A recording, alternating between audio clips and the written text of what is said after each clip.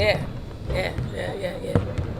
That system's given you guys some trouble the last couple of years. What makes it so tough? I mean, people get up to play. You know, we don't always get up. We need to get up and stay up. They're different this year. They're very athletic. Um, they play a zone half of the time, which is pretty active. Um, they're just relentless on both sides of the basketball. So we got to play. We got to play 40 minutes. You said that your team was pretty rusty last game. Just how have you tried to get them to shake off that rust? I mean, part of it is, some of it's rest, some of it is just active rest, some of it is you got to get down and get going in practice. So we did a little bit of all of that. But it's this time of the season where you got to find, an extra oomph to get you over the hump because this league is tough. It's tough. And you need to take advantage of your bye weeks, and I thought we did a good job of that.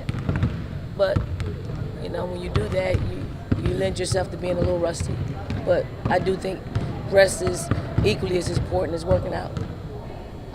Along with Asia's shoes yesterday, I saw the highlighters got some flip-flops in an NIL deal. I guess could you just talk a little bit about that and how it feels to have your practice players highlighted in that way? Yeah, I think they sacrifice so much. They work so hard, and they come in here. Part of it is they love basketball. The other part of it is they know they're helping us. And anytime, like I try to come up with just innovative gifts, Christmas gifts. I give them. I got partnerships with different people, and UFOs was cool enough to. We gave them a design, a highlighters design that they put on their recovery shoes. Recovery. A lot of companies don't have recovery shoes, so we don't want to mess with the competition when it comes to Under Armour, because we are an Under Armour school. The recovery shoes are pretty cool. They do enough for us that I know their dogs are hurting sometimes. I think at this point we're less than a month from the SEC tournament. Not looking ahead too far, but is there one or two things you want to see this team key in on in preparation for that? Yeah, rebound, boxing out.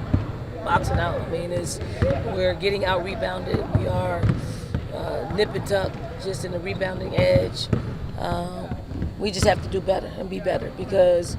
Are we talented? Yes, we are a talented basketball team. So how do you nullify talent? You work hard. You do the things that we aren't doing very well, and we're not boxing out very well. We're not rebounding very well.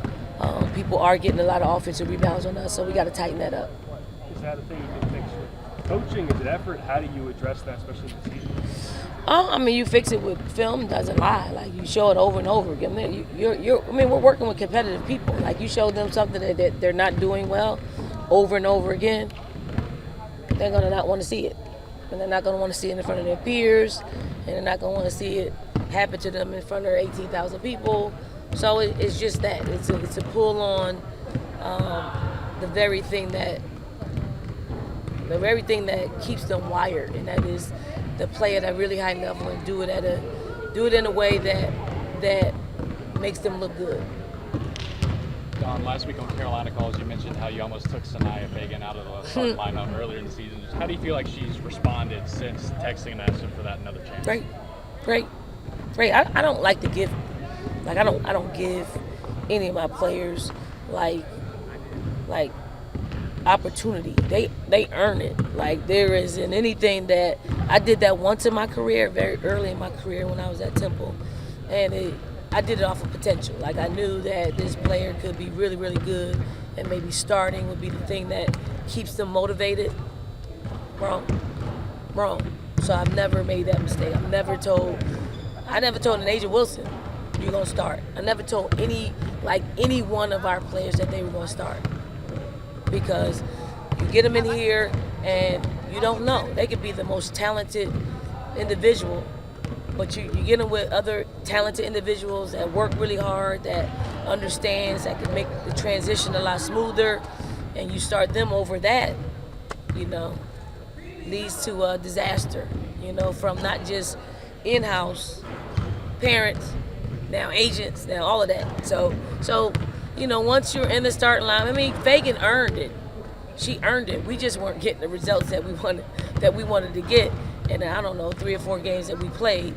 And sometimes I was thinking about putting her in her more natural position, which is coming off the bench and giving us a boost off the bench. But sometimes you got to listen to her. I mean, she's put in a lot of work, and if she's asking for one more chance, she put in enough work just this year to get another chance.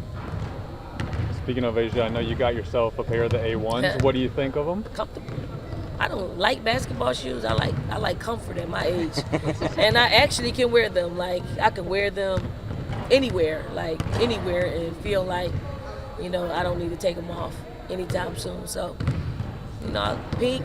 Yeah, I don't know. Pink is my color, but hopefully they'll make up a colorway that we can all appreciate in the way that we like to appreciate them. Anything else for Coach?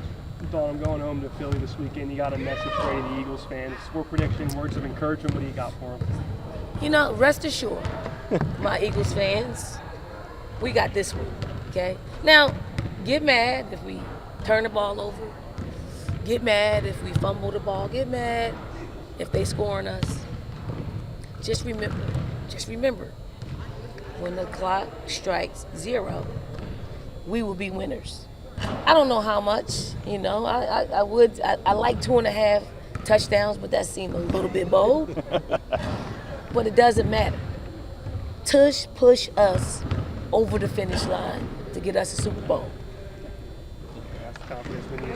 Thanks, Coach. Thank y'all.